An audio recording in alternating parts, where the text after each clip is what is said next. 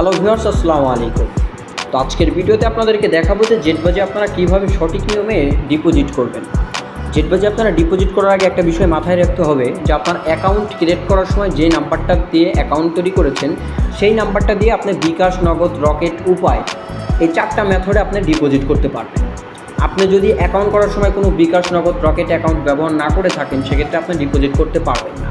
তো প্রথম পর্যায়ে আপনাকে ডিপোজিট করার জন্য আপনার অ্যাকাউন্টটা লগ ইন থাকতে হবে। এরপর আপনারা সিম্পলি ডিপোজিটের উপর একটা ক্লিক করবেন। ডিপোজিটের উপর ক্লিক করার পর উপরে দেখেন লেখা আছে সিলেক্ট কমিশন অতিরিক্ত 2% বোনাস। আপনি যদি চান যে এখান থেকে আপনার বোনাসটা আপনি অন্যভাবে নিতে চান সেক্ষেত্রে আপনি এখান থেকে অসংখ্য বোনাস সিস্টেম আছে, যে কোনো একটা সিস্টেমে আপনি ক্লিক করতে পারেন। যেমনটা এখানে 25% ক্যাশব্যাক, অর্থাৎ আপনি যে পরিমাণ আমানত করবেন, ডিপোজিট করবেন, ওই টাকাটা লস করলে আপনি 25% কোম্পানি থেকে ক্যাশব্যাক পাবেন।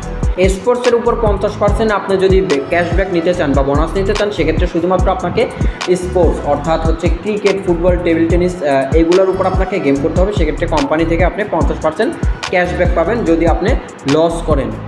ঠিক আছে, ওকে। আর আপনারা যদি না চান সেক্ষেত্রে অতিরিক্ত 2% এটাই রাখতে পারেন। তো আমি বাই ডিফল্ট অতিরিক্ত 2% ডিপোজিট বোনাস এটাই রাখবো। এখন আমি ডিপোজিটটা করব হচ্ছে রকেটে। তো প্রত্যেকটা মেথডে ডিপোজিট করার সিস্টেম একই, বিকাশ, নগদ, রকেট, উপায় একই। তো আমি ডিপোজিট করব রকেটে, এর জন্য রকেটের উপরে ক্লিক করলাম। ওকে, তো ক্লিক করার পর এখানে দেখেন এখানে ক্যাশ আউট আছে, তো আমি এখানে ক্যাশ আউটের উপরে ক্লিক করলাম। তো আমি ডিপোজিট করব নির্ধারিত 500 টাকা, এর জন্য এখানে 500 আছে, এখানে ক্লিক করলাম। যদি 600 টাকা ডিপোজিট করতাম সেক্ষেত্রে এখানে 100 এখানে ক্লিক করলে সেক্ষেত্রে আমার ব্যালেন্স 600 হতো। তো একটু নিচের দিকে আসবো, এখানে সাবমিট লেখা আছে, এখানে ক্লিক করবো। তো এখানে ক্লিক করলে আমাকে ডিপোজিটের মেইন পেজে নিয়ে আসবে, যেই পেজটাতে দেখা যাচ্ছে তাদের রকেট নাম্বার দেওয়া থাকবে। তো দেখেন প্রথমে যে বিষয়টা সেটা হচ্ছে আমাকে এখানে তারা 10 মিনিট সময় দিয়েছে, 10 মিনিটের মাঝে আমাকে রিকোয়েস্ট করতে হবে ডিপোজিটের।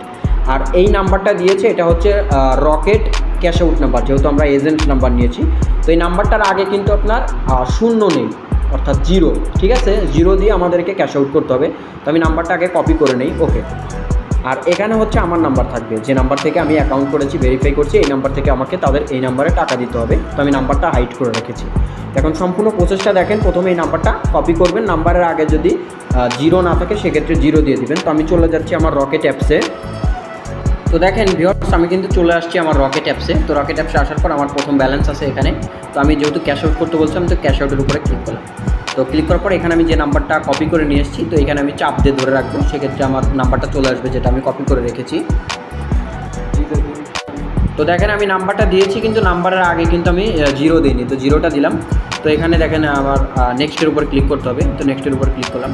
তো এখানে আমি অ্যামাউন্ট কত টাকা ডিপোজিট করবো সেই পরিমাণ অ্যামাউন্ট, তো যেহেতু আমি 500 টাকা ওখানে সিলেক্ট করেছি তো আমি এখানে 500 টাকা দিব। এখন নেক্সটের উপর ক্লিক করব। তো ক্লিক করার পর এখানে হচ্ছে আমার পিন দিতে হবে, 4 সংখ্যার যে পিন, ওই পিনটা দিতে হবে এখন। তো দেখেন আমার পিন দেওয়া শেষ। এখন আমি এই যে এখানে এই রকেট আইকনে এখানে চাপ দিয়ে ধরে রাখবো। চাপ দিয়ে ধরে রাখলে আমার ট্রানজ্যাকশনটা সঠিকভাবে হয়ে যাবে। এখন আমি ওকের উপরে ক্লিক না করে এখান থেকে আমি একটা স্ক্রিনশট রাখবো, ঠিক আছে, একটা স্ক্রিনশট রাখবো। তো এখান থেকে আমাকে একটা স্ক্রিনশট রাখতে হবে, স্ক্রিনশট রাখলাম।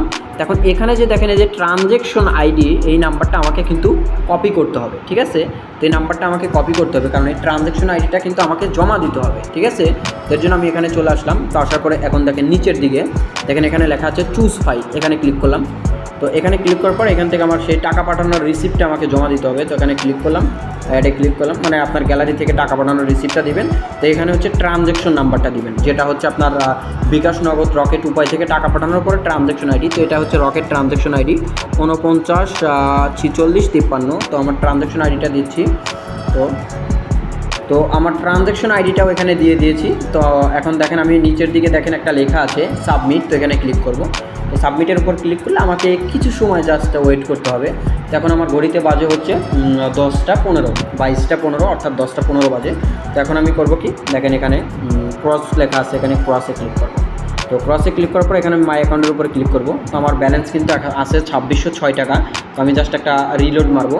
তো দেখেন আমার 3100 টাকা কিন্তু অলরেডি অ্যাড হয়ে গেছে। তো কিছুক্ষণ পর আমার এখানে একটা ইনবক্সে মেসেজ আসবে যে আমার টাকাটা কত টাকা অ্যাড করেছে এবং কত টাকা বোনাস আমাকে দিয়েছে, সব কিছু এখানে ইন ডিটেলস থাকবে। তো ভিউয়ার্স, আজকের ভিডিওটার নিয়ম অনুযায়ী যদি আপনারা ডিপোজিট করেন সেক্ষেত্রে বিকাশ, নগদ, রকেট, উপায় কোনো মাধ্যমে ডিপোজিট করবেন সেটা আপনার ইচ্ছা, কিন্তু আমাদের এই নিয়মটা যদি ফলো করেন সেক্ষেত্রে আপনার আইডিতে সঠিকভাবে টাকা অ্যাড হবে। আর আমাদের নিয়মের বাইরে অ্যাকাউন্ট করলে টাকা অ্যাড হবে না।